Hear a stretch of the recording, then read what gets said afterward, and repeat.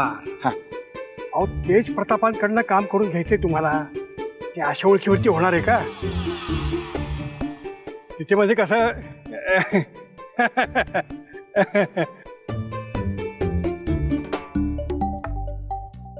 मी काय म्हणतो सर, तुम्ही भेट घालून द्याल काय आमची तेज प्रताप सरांची?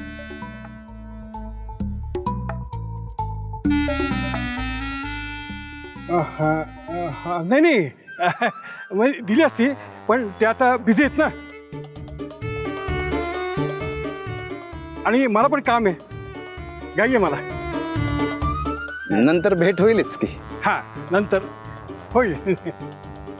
बर सर, तुम्ही सुट्टीच्या दिवशी पण आला तिथं, जम भारी वाटलं. या तुम्ही आता. हा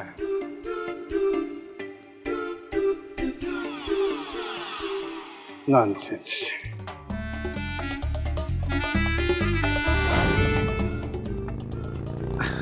बाय सर.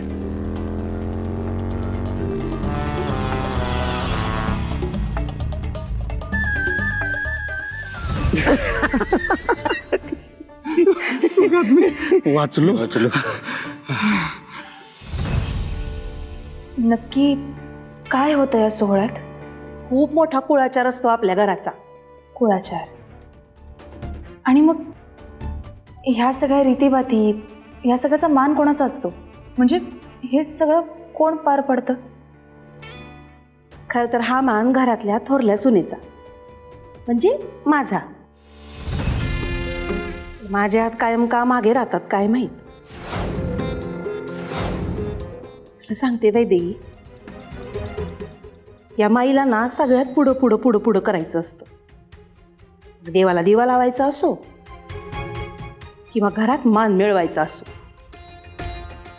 सगळ्यात पुढं ती माई पोचते. आणि मग मी गेले ना, मला हाताला धरून मागे काढते. जाऊ बाई, तुम्ही नंतर या. सखा आयुष्य ना या नंतर मध्येच अडकलंय.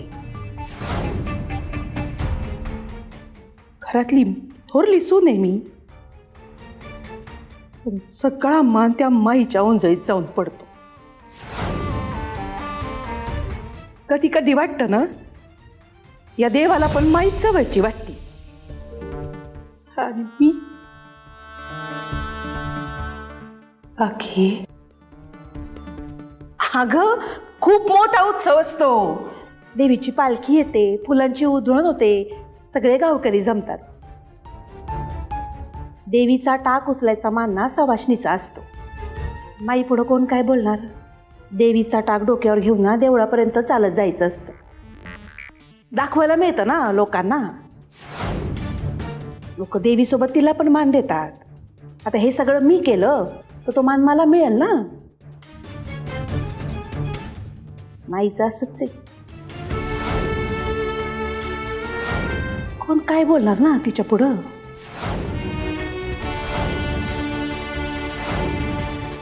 चला, म्हणजे मी मारलेला बाण बरोबर लागलाय, त्याशिवाय एवढा विचार करणार नाही. माई आणि तुझ्या जेवढा भडका उडल ना, तुमची जेवढी जुंपल ना, तेवढंच माझ्यासाठी फायद्याचं आहे.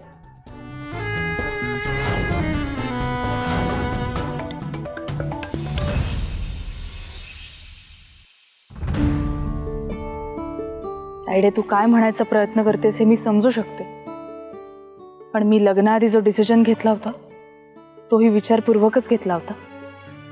आणि आता तुला जे काही सांगतेय, तुझ्याशी हे जे काही बोलतेय, ते सगळे स्वतः स्वीकारूनच बोलतेय.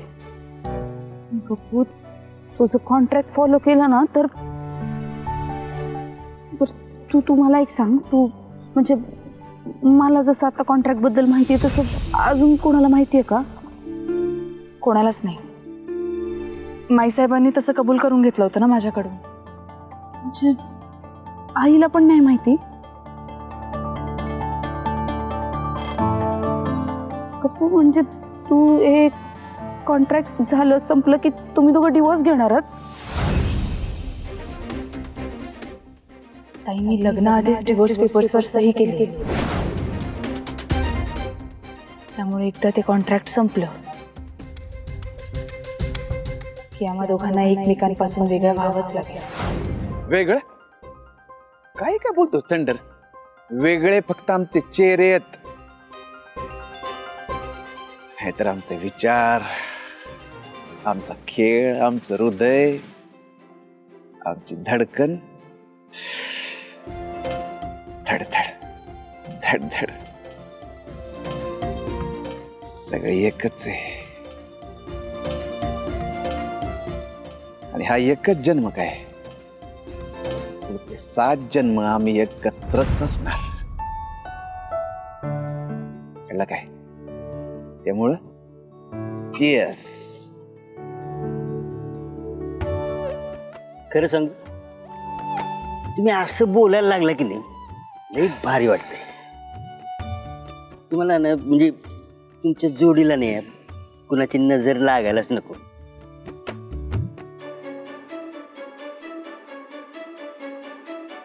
थंडर एक सांगू काय,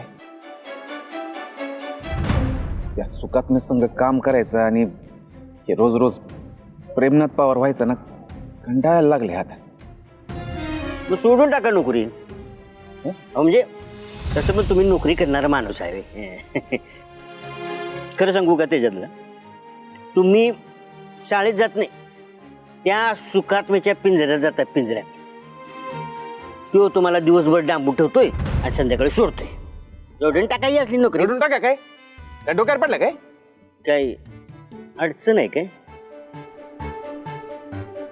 हे म्हणजे तसं पण आता आणखी बडी वहिनीने सगळं कळलंच की.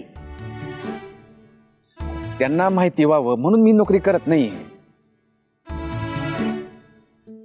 मला पण स्वतःला सिद्ध करायचंय म्हणून करतोय. आता तसंही त्या पोरींच्या स्पर्धेची जबाबदारी आहे. मी शब्द दिलाय आणि पाळायला लागतोय. परमनंट मार्केट होय ना. तेच की एकदा पगार झाला ना थंडर की पगार थंडर पगाराची तारीख जवळ आली रे. भारी. एकदा का माझा पगार झाला ना की मी वैद्यना सरप्राईज देणार आहे. म्हणजे थंडर तो काय भारी दिवस असेल रे. म्हणजे मी स्वतःच्या कष्टाने मिळवलेल्या पैशातनं वैद्यना गिफ्ट देणार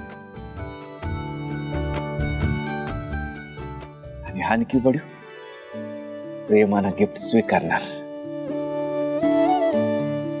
तेजदा, हे एवढं निर्मळ प्रेम जगातल्या प्रत्येकाने केलं की नाही, तर अख्ख्या जगातल्या लवबर्डशी भांडणच मिटतील. मी तर म्हणतो लवशिप कधी तुटणारच नाही. असं निर्मळ प्रेम पाहिजे. पण तू बघितलीस का थंडर, हेटिव्ह पासून सुरू झालेला प्रवास लव्ह यू कडे सरकतोय. आधी भांडण, तिरस्कार, मग लग्न, मग धुसफूस आणि आता मैत्री. नाही त्या फ्रेंड फ्रेंड म्हणतायत, पण पाणी वेगळीकडेच मुरत आहे. म्हणजे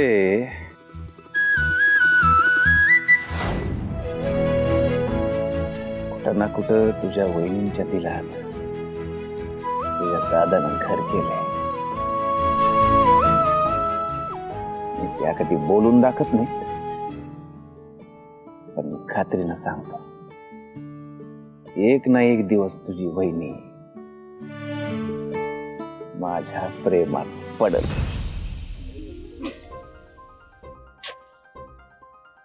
मी तेज प्रतापच्या प्रेमात पडणं शक्यच नाही. काय बोलतेस तू ताई?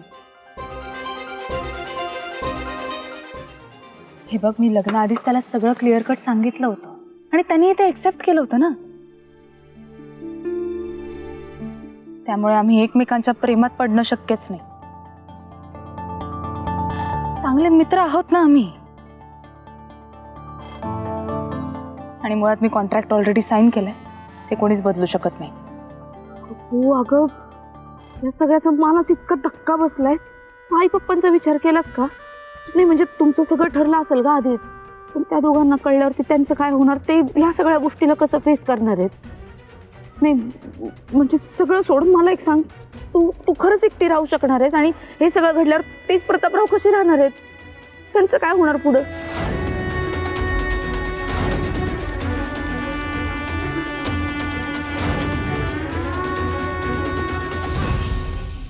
ताई, ते विचार करायला गेलं ना तर विचारांचा डोंगर उभा राहतो ग समोर. मला हे प्रश्न पडले नाही असं वाटतंय तुला? एकदा प्रश्न पडायला लागले ना की थांबत नाहीत मग. आणि एवढा विचार करून सुद्धा माझ्याकडे एकाही प्रश्नाचं उत्तर नाहीये.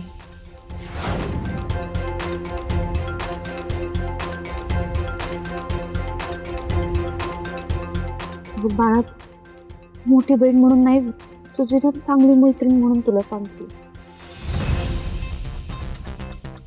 तुमच्या दोघांमध्ये जर सगळं चांगलं असेल ना, काही प्रॉब्लेम नसेल ना, तर नको ना घेऊ तो डिवोर्स. म्हणजे हा विचारच सोडून दे नको. कसं सोडून देऊ ताई? दुसरा कुठलाही पर्याय नाहीये माझ्याकडे.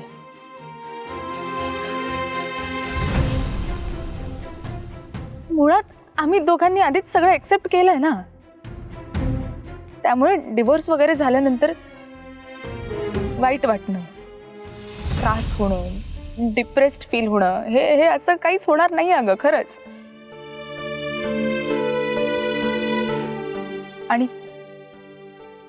आणि मी खरं सांगू तुला, आम्ही ना आता खरंच खूप चांगले फ्रेंड्स झालोय अगं. त्यामुळे हे सगळं होऊन सुद्धा जर आम्ही चांगले मित्र म्हणून राहू शकत असू तर किती चांगली गोष्ट आहे ना ही. दीपू, आता ना सगळं बोलायला चांगलं वाटतं, पण जेव्हा हे सगळं घडेल ना पुढे जाऊन खूप त्रास होणार आहे बाळा. तुला खरंच कळत नाहीये, पण या गोष्टीने ना खूप खूप खूप जास्त त्रास होणार आहे. आणि तेच प्रतापरावांना मी जितकं ओळखते ना, मला माहिती आहे नाही सहन होणार ग हे सगळं.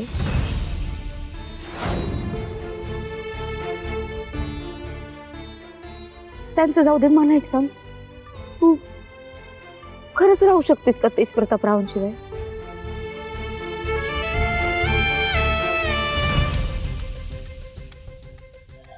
अगं असं का बोलतेस तू ताई? राहू शकणार नाही म्हणजे आमची भेट होत राहील की. असं आधे मध्ये कुठे ना कुठेतरी भेटत राहू आम्ही. मुळात हे सगळं झाल्यावर मी नाही थांबणार रमावतीत. रमावतीत थांबणार नाही, मग काय चंद्रावर जाणार आहेस? दिल्लीच्या कोर्सचं ब्रोशर तूच दाखवलं होतंस ना मला. कुठला तरी चांगला कोर्स करेन, पुढचं शिक्षण घेईन, काहीतरी करेन मी. कपू अगं, तुला वाटतंय तितकं सोपं नाही हे सगळं. तू एकांतात शांतपणे विचार कर या सगळ्याचा, आणि मग काय ते ठरव.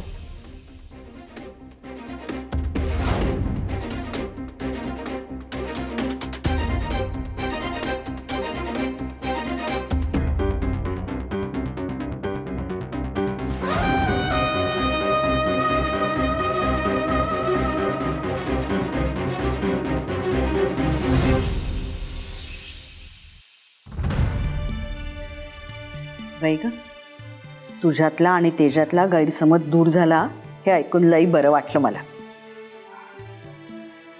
हो आजी, म्हणजे खरं तर तो जे काही वागत होता, जे बोलत होता, त्यावरून मी माझेच काहीतरी तर्क लावले आणि गैरसमज करून घेतला. त्याची काहीच चूक नव्हती. आनंद फक्त ह्या गोष्टीचा आहे की आता सगळं ठीक झालंय. सगळं ठीक झालंय ना व मग चांगलं झालं. काय आहे, लग्न म्हणजे 32 भावल्यांचा किंवा भातुकलीचा खेळ नसतो, जो आज मांडला आणि उद्या मोडला, असं नसतंय. लग्न म्हणजे एक जबाबदारी असते. आणि ती जबाबदारी फक्त एकमेकांच्यात नसते, तर मागच्या पिढीनं पुढच्या पिढीला दिलेली जबाबदारी सांभाळणं हे पण लई महत्वाचं असतं बघ. पण तुम्ही आजकालची पोरं,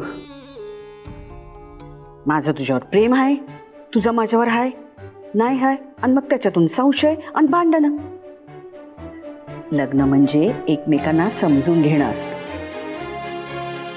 संसार दिसतो तेवढा सोपा नाही बरं. आजी हं? किती छान समजावून सांगता तुम्ही. म्हणजे असं असं ऐकतच राहावं असं वाटतं. अगं हे नुसतं बोलणं नाही, अनुभवाचे बोल आहे. आयुष्यात जे काही सोसलंय, निभावलंय, त्यावरून तुला हे आत्ता ऐकायला गोड वाटतंय. बरं चल, पूर्ण करून टाक.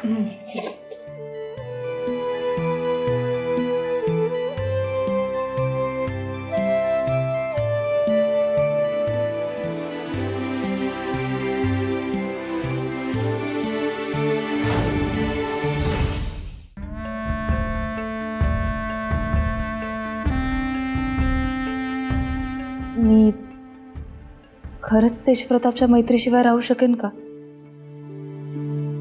नको नको नको, हा विचारच करायला नको. वैदे, डीप ब्रेथ्स.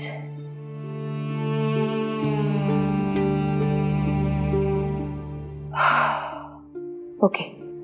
आणि तसे मनाची तयारी केली की सगळं ठीक होईलच ना. आता हे जितके दिवस उरलेत तितके दिवस आनंदात घालवायचे.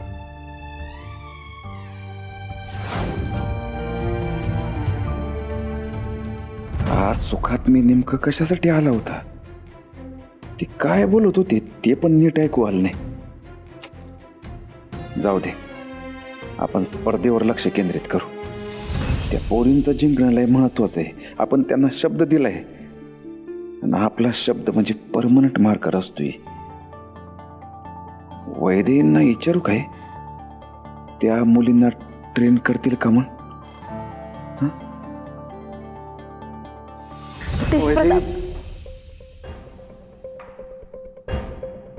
अजून जागा आहेस?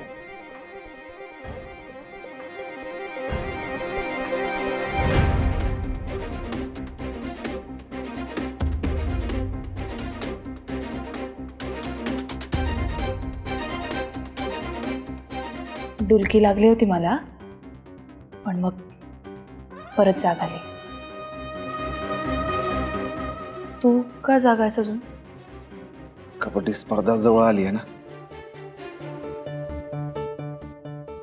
टीम जिंकून देणार असा शब्द दिलाय मी. तर वेळ पण कमी आहे आणि त्या मुलींना अजून बरंच ट्रेन करायचंय. या लक्ष्मी प्रकरणात बराच वेळ गेला खरं तर. मग काय हरकत आहे तेजप्रताप? हे बघ तेजप्रताप, तू स्वतः खूप चांगला कबड्डी प्लेअर आहेस. मला खात्री आहे की तू त्यांना खूप चांगलं ट्रेन करशील. माझा विश्वास आहे तुझ्यावर आणि माझा तुमच्यावर.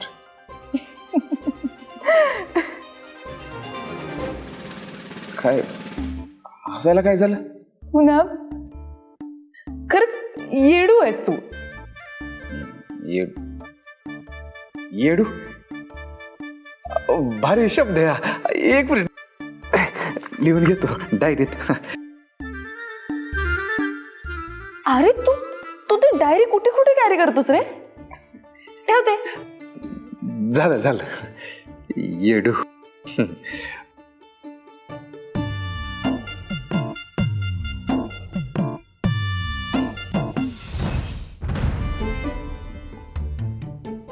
एक विचारू काय? हो. या सगळ्यात मला तुमची साथ मिळाली असती तर म्हणजे बरं झालं असतं. असं का बोलतोयस तू तेजप्रताप? अरे मी सांगितलं ना तुला, आपली दोस्ती कायम परमनंट राहील. मी नेहमीच साथ देणार आहे तुझी. नाही नाही ते नाही म्हणत ते आहेच. मी हे म्हणत होतो की तुम्ही जर माझ्यासोबत शाळेत आला असता आणि त्या मुलींना जरा नवीन नवीन ट्रिक शिकवल्या असत्या तर म्हणजे तुमचा आणि माझा अनुभव एक करून त्यांना ट्रेन केलं ना तर त्या स्पर्धा नक्की जिंकतील, मला खात्री आहे. असं मला म्हणायचं होतं.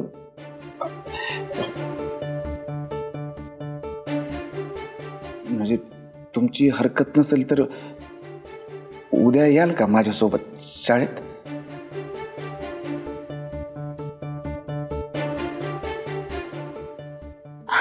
नाही, कसं आहे ना तेज प्रताप, मला जरा विचार करायला वेळ हवाय. ठीक आहे, एवढं काही नाही. तुम्हाला प्रॉब्लेम असेल तर मी करतो मॅनेज. हा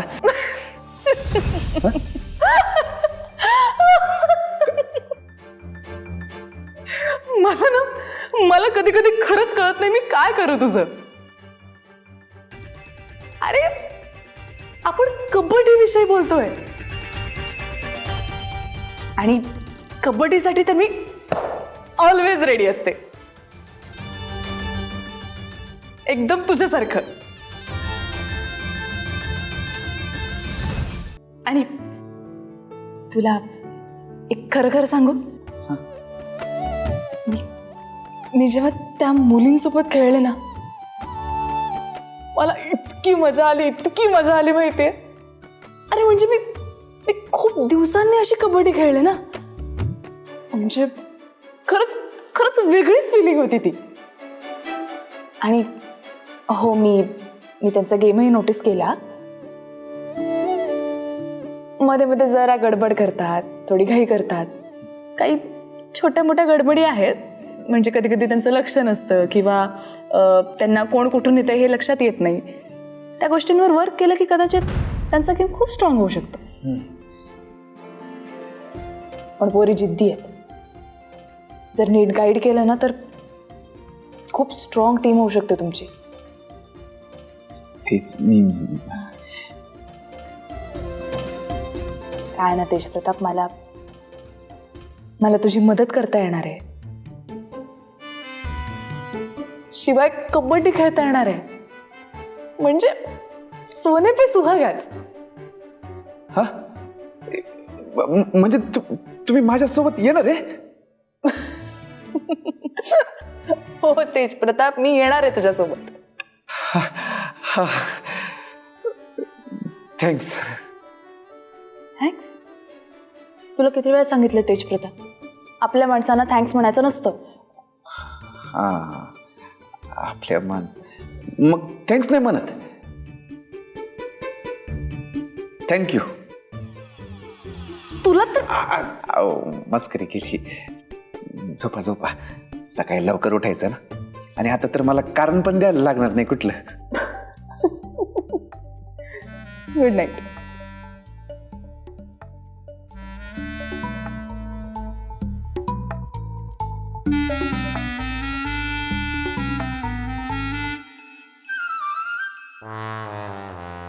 आपला माणूस आपल्या माणसाला थँक्स नाही म्हणायचं तर मग काय म्हणायचं?